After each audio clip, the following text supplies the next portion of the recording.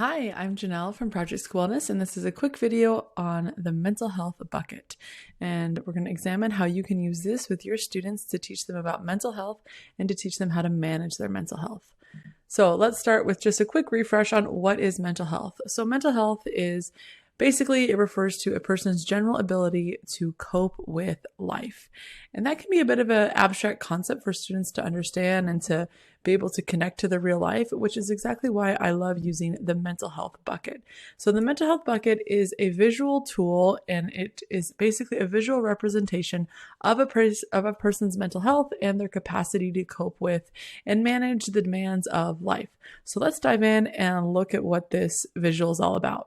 So at the top of this visual, we see that there are some faucets, and these faucets represent all of the things that add to our list of demands in life. So all of the things that create stress or produce expectations or responsibilities for our life. And each of those things release water into our mental health bucket. Now, some of those might be little drips. Some of those are steady streams. Some of them maybe, have different stream levels at different times. But each one of those things adds water to our mental health bucket.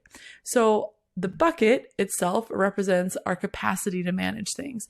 And within the bucket or on the bucket, there are different lines. And each of those lines designate where our mental health is, or kind of the status of our mental health.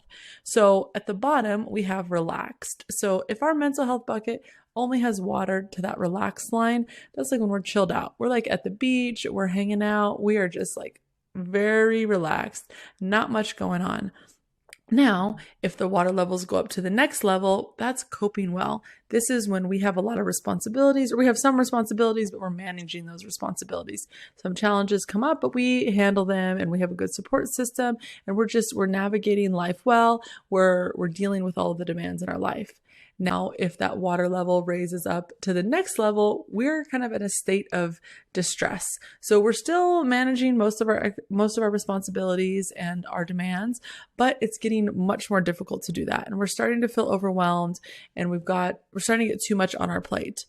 Now, the next level is when our water is filling up our bucket completely or even overflowing. That's when we're no longer coping. So at this point, we are not managing our well-being. We're not managing the responsibilities in our life. We're probably feeling very overwhelmed and burnt out, and our mental health is in a very poor state at this stage.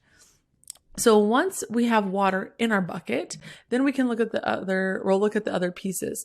So when we have water in our bucket, we need to relieve that water with some way. And we practice different coping skills and coping mechanisms to release water. So we can classify coping skills as two things, as either a drain. So a drain are coping skills that sustainably lower the water levels in our mental health bucket, or those coping skills act as a hose. And what a hose does is it temporarily relieves some of the water level, but then it ends up filling it up again. So those are those coping skills and coping mechanisms that give us some temporary relief, but then end up causing even more water to fill up in our bucket later on. So in terms of your class and your students, how can you use this tool? So one thing to do is to use it as a visual for teaching what mental health is and what the different parts of mental health are. What you can also do is use it as a check-in for students. So rather than just asking students, hey, tell me how your mental health is, you can ask them, hey, tell me about your mental health bucket. What's going on? What faucets are putting water into your bucket? Where's your water level at? What are you doing to relieve water from your mental health bucket? Are those things acting as a drain or a hose? What's going on? In connection to that, it is also a tool then for analyzing our coping skills and determining, hey, is this a proactive or reactive coping skill? So is it proactive, meaning that we're working to lessen the amount of water that's flowing in? So we're adjusting those taps above our above our mental health bucket, or is it reactive?